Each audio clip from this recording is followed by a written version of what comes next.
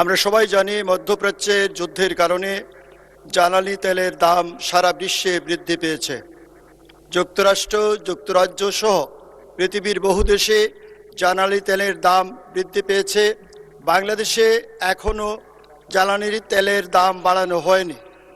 এই সম্পর্কে জ্বালানি তেল দাম বাড়ানো হবে কি না আমি মাননীয় মন্ত্রীর কাছে জানতে চাই। ধন্যবাদ মাননীয় স্পিকার। মাননীয় মন্ত্রী। স্পিকার, আমাদের জ্বালানি তেলের মূল্য বৃদ্ধির ব্যাপারে একটি আইন আছে।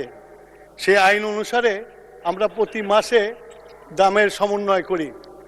গত মাসের সমন্বয় করে আমরা দাম বাড়াই নাই।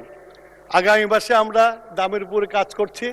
কাজ করে যদি সমন্বয় করে দেখা যায় যে দাম বৃদ্ধি করা এখনই প্রয়োজন, তাহলে আমরা ইনশাল্লাহ আমরা আলোচনা করে ক্যাবিনেটে নিয়ে তারপরে মূল্য বৃদ্ধি করার চিন্তা করব। মাননীয় স্পিকার, আপনাকে ধন্যবাদ।